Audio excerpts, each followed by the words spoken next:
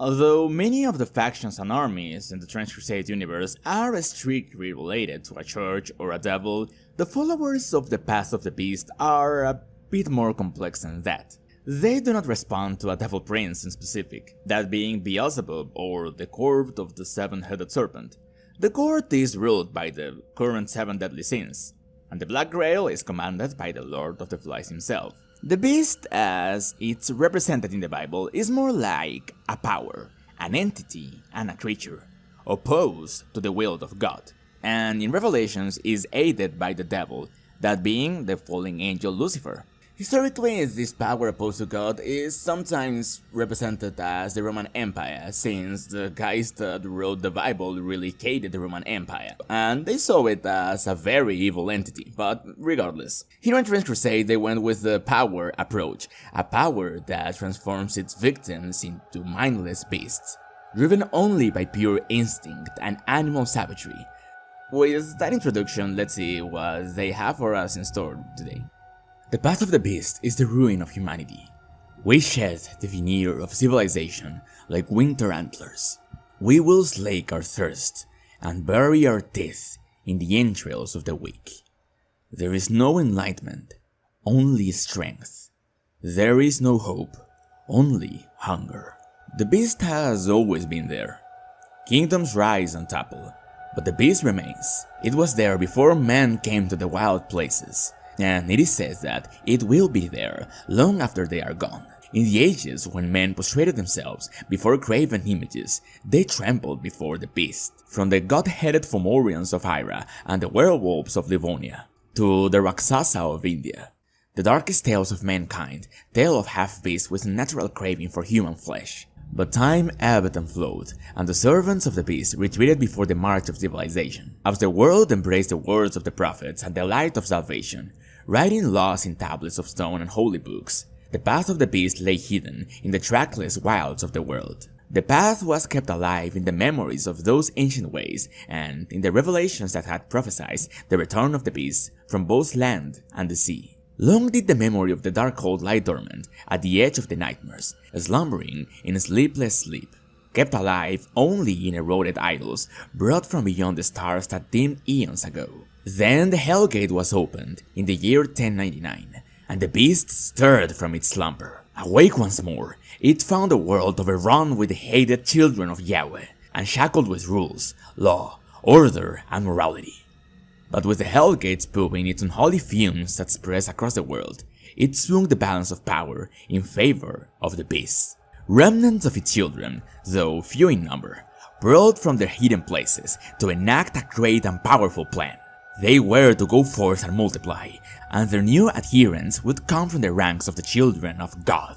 Finding converts proved far easier than one might think. The beast found that not all humans were well suited to withstand the grinding pressure and deprivation of the Great War. Grief for lost loved ones and unrelenting fear were ever present to most people. Veterans returned from the front crippled in mind and body, haunted by the terrors of warfare. Alcohol and opiates offered only a brief respite to those who sought their aid.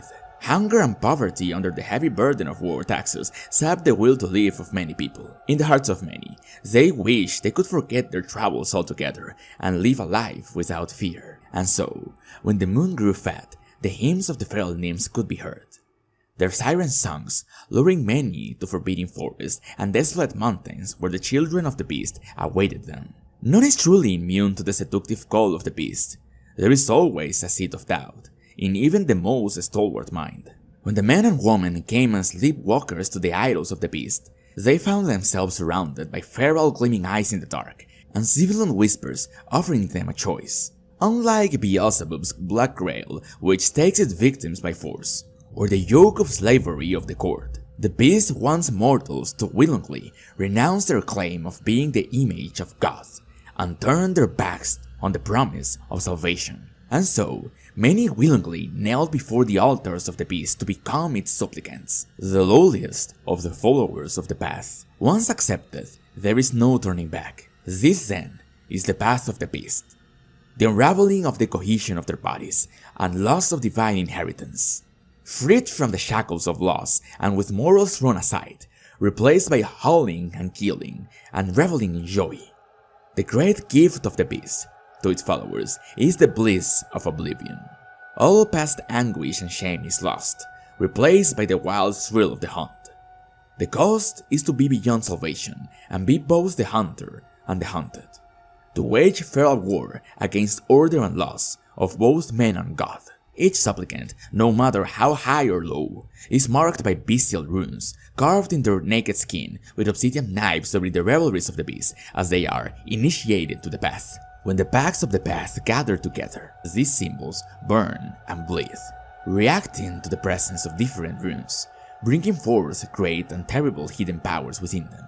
A clever pack leader knows how to organize its followers so that they may gain the most suitable dark blessings to be called forth in battle, combining the runes to form words of power. Each fork of the path leads the supplicant to a different end. Most become half-bestial creatures, their will insufficient to take them all the way into full beasthood. They are half-breeds, with beast heads and claw emerging from their flesh, which they shed as a wolf shed its coat. They are plagued with the monstrous parasites of the path that fill them with the transformative blood of the beast. They form into great hunting packs, using both human weapons as well as their claws and teeth as they fall upon those who strive to maintain order. Some advance further in the path through acts of feral frenzy and are able to capture an essence of the beast. A mighty wolf or venomous snake, a great horned goat, or another powerful carnivore. Around these great predators, the lizard creatures of the path gather and, in an orgasmic rush of violence, they assault the forces of order. Remote hamlets and isolated villages are often targeted by the packs of the beast. Once the path grows strong enough in its area, it no longer hides.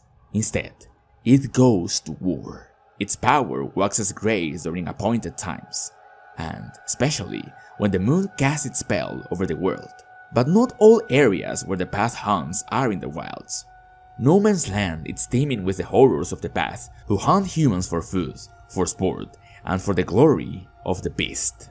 Packs of the path are led by horned priests, ancient ones who have followed the path for many centuries, devolving ever further from humanity, while still retaining an outer form that can fool most observers. They are known for great cunning and twisted wisdom, able to match even the generals of New Antioch and the pashas of the Sultanate in planning.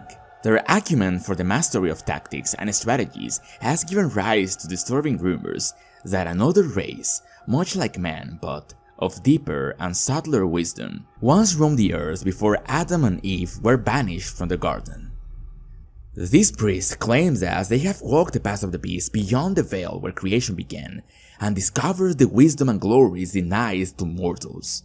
Mortals who are doomed to grovel and pray to an uncaring god. And that's all there is for today, guys. I really hope you enjoyed the video, and if that's the case, remember to leave a like, subscribe, and hit the notification button. That really helps me and the channel. Leave me a comment down below, tell me what should I improve, but anyways, thank you all for watching, and I'll see you all next time.